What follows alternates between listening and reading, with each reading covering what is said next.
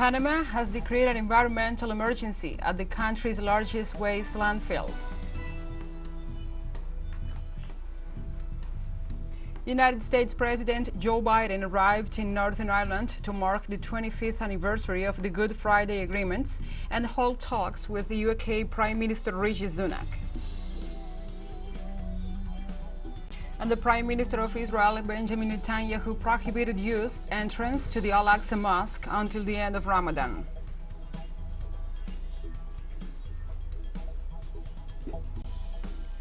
From the headquarters of TeleSUR English in Havana, Cuba, this is From the South. I'm your anchor, Gladys Quesada.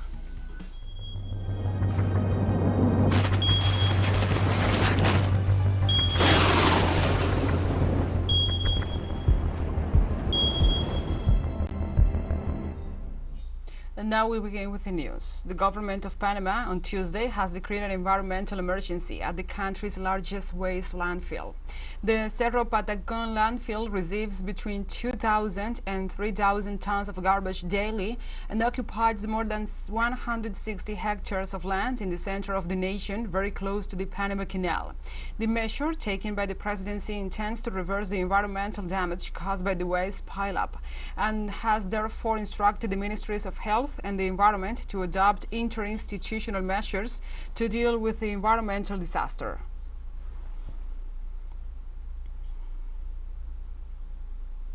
In El Salvador, the government will request Parliament to extend the state of emergency imposed a year ago in an escalation of the war against the gangs. Justice and Security Minister Gustavo Villatoro stated on Tuesday that the suspension of several constitutional guarantees will continue until the arrest of the last of the gang members that submitted citizens to a parallel state of terror. President Nayib Bukele ensures that this measure improved public security. However, several social sectors denounced that during the state of exception, citizens who have no links with criminal gangs have been arrested.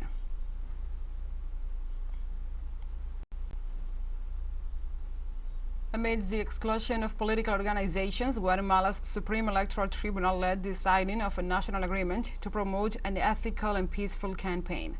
The initiative was raised by the magistrates during a meeting with representatives of political organizations in the framework of the 2023 general elections. According to the officials, the initiative seeks to guarantee governance with a peaceful electoral process. This decision comes while different civil society organizations denounce irregularities in the process, as well as participants linked to drug trafficking and other criminal acts. They also reject the exclusion of candidates representing rural and indigenous sectors, such as the Movement for the Liberation of Peoples.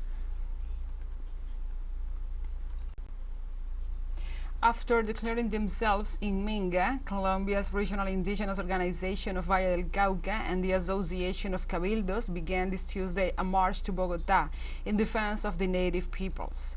The indigenous movement of Cauca expressed in a statement their concern regarding the public order situation their peoples are going through, with threats, persecution, presence of illegal armed groups, among other violations. The movement also rejected the structural and racial discrimination on the part of national government entities against indigenous peoples. The organization demanded that President Gustavo Petro and the Vice President Francia Marquez accompany them in the so-called defense of the rights of indigenous peoples and provide guarantees for the constitutional right to social protest. On Tuesday, 9 people were killed after dozens of shooters arriving in boats and taxis opened fire at a port in northern Ecuador, close to the Colombian border. Interior Minister Juan Zapata said the attack was carried out by 30 heavily armed people and related to organized crime gangs. The official also said that there were between 1,500 and 2,000 people in the port at the time of the morning shooting. Authorities informed that the attack happened because fishermen preferred the security of one criminal organization and were targeted by another in retaliation. Impoverished Esmeraldas province has been under a state of emergency since March the 3rd due to high levels of high crime and violence.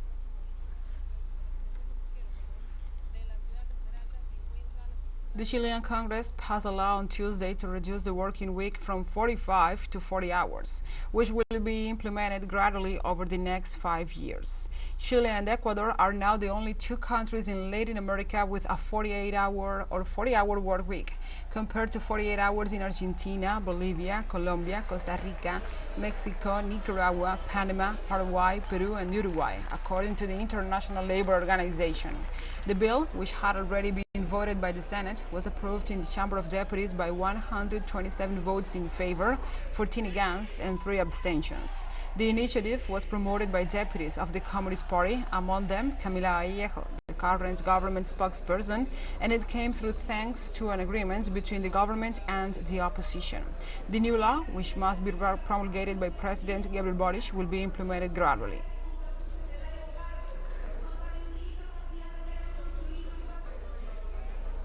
The Cuban government announced that the third round of negotiations on migration issues with senior U.S. diplomatic delegations will be held on April the 12th in Washington. The Deputy Director General of the Cuban Foreign Minister, Joana Tablada, said the first issue to be dealt with is the tightening of the illegal economic blockade policy imposed by Washington against the island. Another issue of interest for the official is the lack of processing of non-migrant visas in Havana, a fact that also has a decisive and direct influence on migration to the United States. In view of this, Joana Tablada emphasized that they will discuss the U.S. policy of political asylum for Cubans and ratify the willingness of the government of President Miguel Díaz-Canel Bermúdez to comply with migration agreements.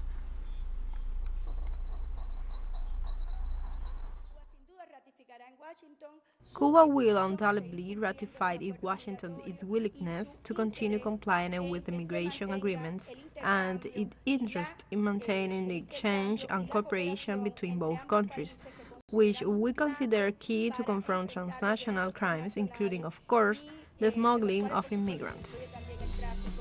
Let's take a short break, but first remember you can follow us on our TikTok at TeleSUR English, in which you will be able to see news in different formats, news, updates, and more.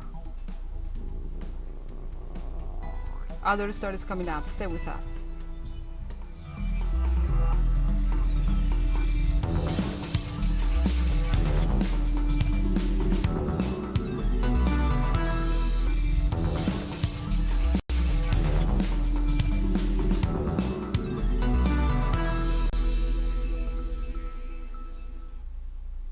Welcome back.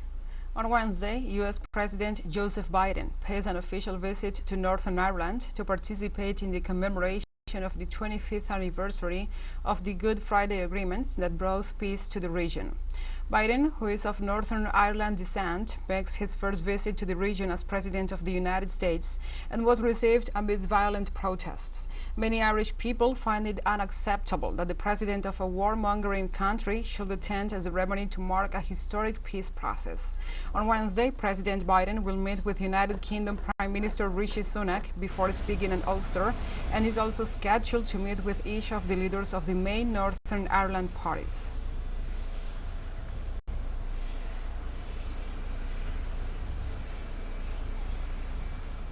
Public health doctors in the United Kingdom launched on Tuesday what is considered as the most disrupted strike in its history, in a dispute over pay and working conditions.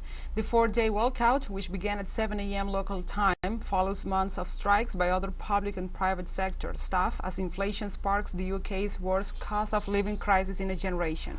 The protesters demand a pay rise of 35%, which they say is needed to help make up for more than a decade of salary cuts in real terms. The government says the doctors' request is unaffordable, as ministers try to dampen wage demands across the public sector amid stagnant growth and high inflation.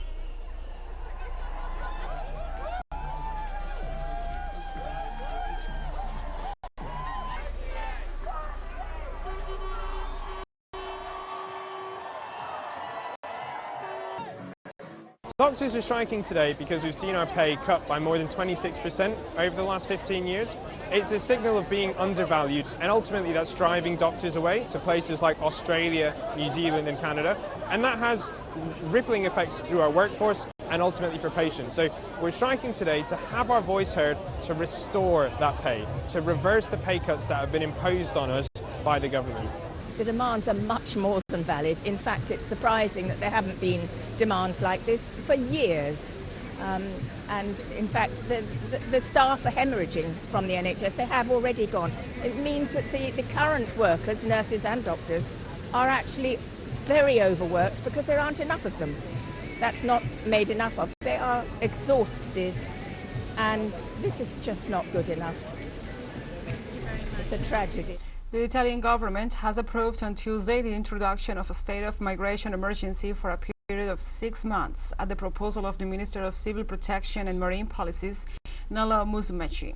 Musumeci stressed that the decision, backed by an initial loan of €5 million, was taken because the flow of asylum seekers is registering a 300% increase. He also pointed out that the solution to the problem is linked only to a conscious and responsible intervention by the European Union.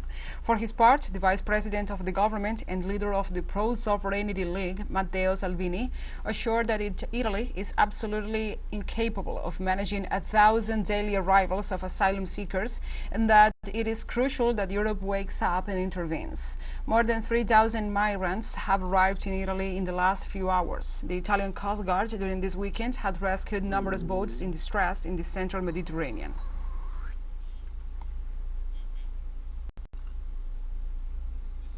Hungary Foreign Minister Peter Szijjártó visited Russia on Tuesday, where he held talks on energy and cooperation.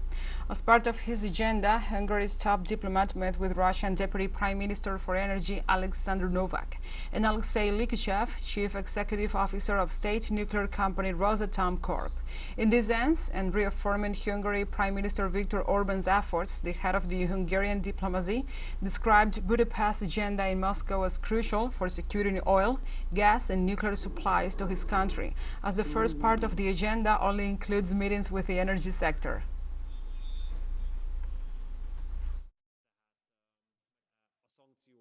Sanctions impede the situation, so we had to find the legal frameworks by amending the existing contracts, which will ensure that we can build this nuclear power plant. An agreement was reached today with Russia on the modification of both the construction and financing contract of the Pax nuclear power plant expansion. These modifications guarantee that we can complete this investment. TeleSUR English continues to grow. You can now tune in from 33 different African countries using StoreSat. Dial 461 and enjoy our Latin American alternative broadcast. One final short break and we'll be right back. Stay with us.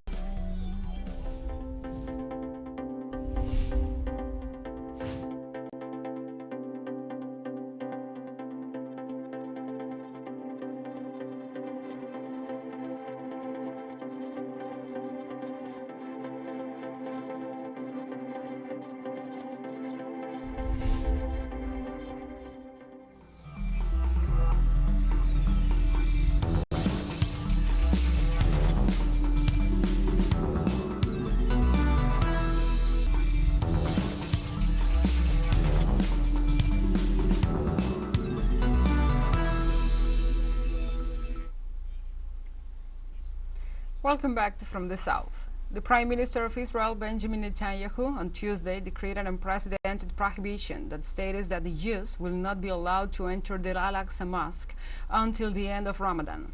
The decision of the Israeli premier was notified after heavy clashes between the occupying troops and the Palestinian rebels, and after the forceful declarations of the leaders of Hezbollah and Hamas from Lebanon. The Palestinian Islamic Jihad movement also warned Tel Aviv against any aggression against the Palestinian people, promising a forceful response. Since the beginning of Ramadan, the Muslim holy month, hundreds of Israeli settlers have attacked and violated the Al-Aqsa Mosque, one of the holiest Islamic sites in the world.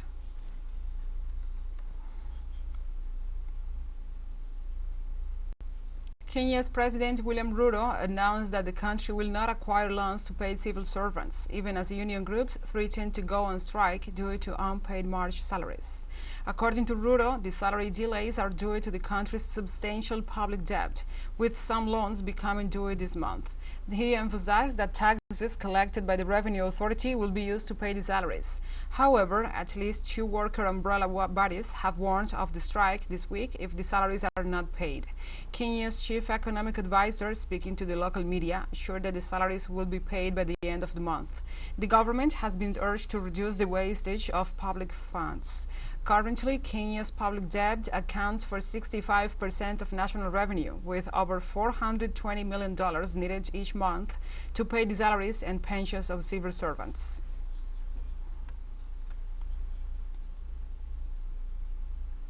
In Tunisia, a 4th division football club has suspended its activities after 30 of its players migrated illegally to Europe.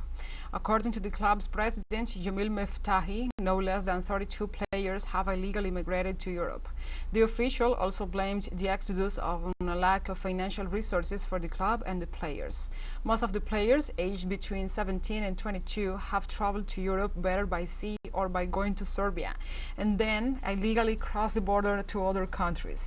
The suspension of the club's activities will continue until a solution is found in collaboration with the Tunisian Football Federation, the official said. Covered 2 bodies. European countries have stepped up their campaign to keep migrants. In Somalia, the Secretary General of the United Nations, Antonio Guterres, visited a camp for internally displaced persons in Baidoa. He exchanged with some of the inhabitants and highlighted the best conditions that can be achieved for the people to solve the humanitarian drama they are facing. Time for the international community to mobilize much more support to the Somalis to guarantee the security of their people and fight terrorism, support to the Somalis to solve the humanitarian drama that we can witness in the camp like this, and support to the Somalis in creating the conditions to build resilience of their populations and to create a path of development for the people of Somalia.